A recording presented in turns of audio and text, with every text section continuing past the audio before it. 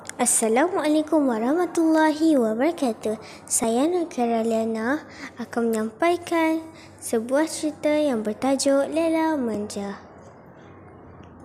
Tersebutlah kisah di sebuah negeri, Lela dan Manja nama diberi. Mereka berdua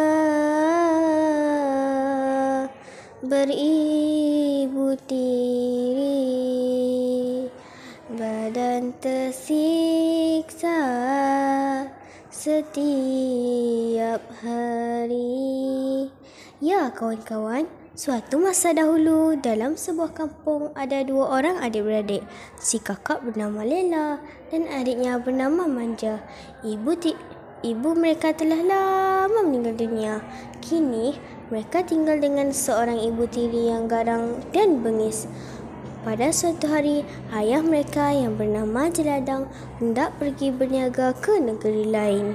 Lalu, dia pun berpesan kepada isterinya, "Jin Tayu, kau jagalah Lela dan Manja baik-baik semasa abang tidak ada di rumah," kata Jeladang kepada isterinya sebelum bertolak.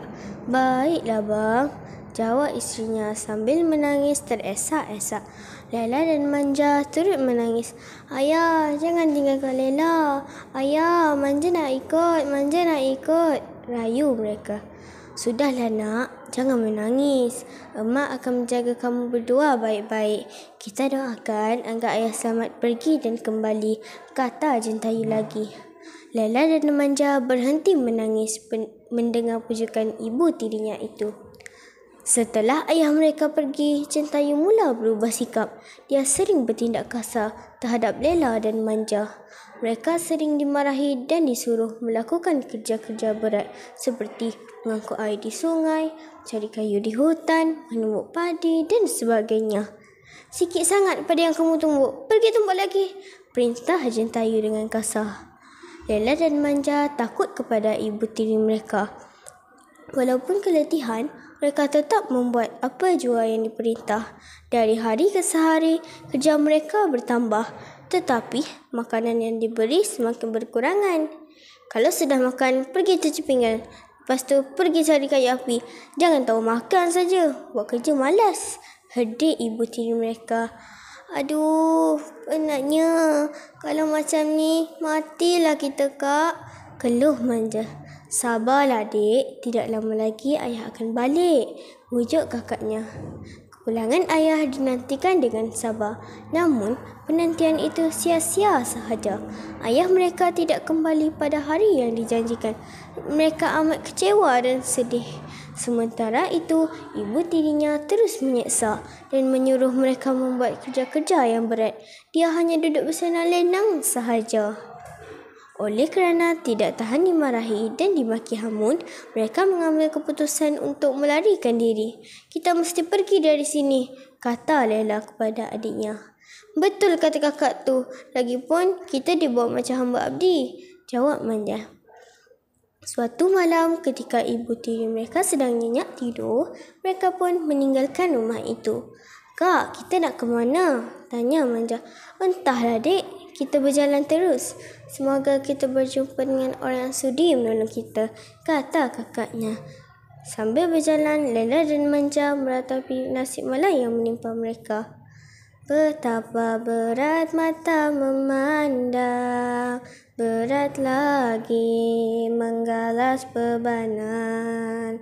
Setiap langkah perjalananku beronak berliku, berkali tersungkur, pandanganku kabur, namun azam meneruskan hidup tak pernah luntur. Oh ayah, di manakah engkau berada? Kami amat merinduimu. Pulanglah ayah." Akhirnya mereka tiba di sebuah kampung, tetapi penduduk kampung tidak menghiraukan mereka dan menyangka mereka peminta sedekah. Pakaian mereka koyak di sana sini, rambut pula kusut masai. Nampaknya tidak ada orang baik hati di sini, keluh Manja.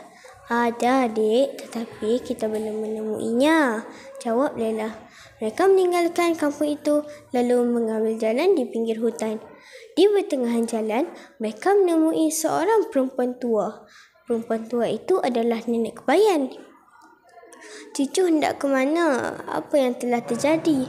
Tanya nenek Kebayan. Lela menceritakan hal yang berlaku dan sikap kejam ibu tirinya. Setelah mendengar cerita itu, nenek Kebayan berasa simpati.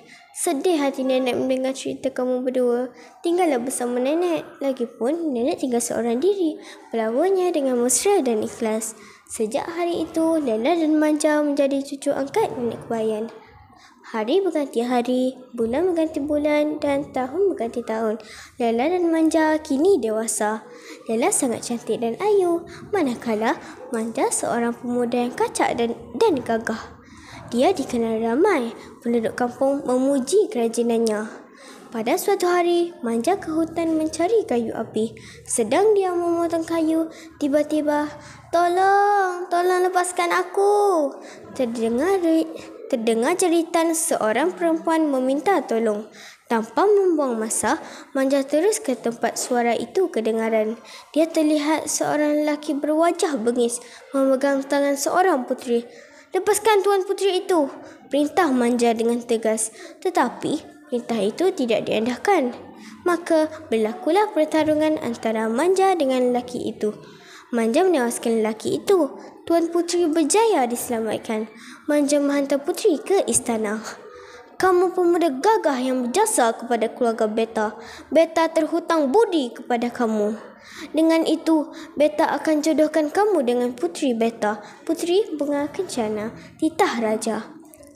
Manja amat gembira dan bersyukur dengan kurniaan raja itu. Setelah berkahwin, Manja menetap di istana. Dia juga membawa kakaknya dan nenek Kebayan tinggal di istana. Raja tertawan dengan kecantikan Lela, lalu menjodohkan dengan putera sulungnya.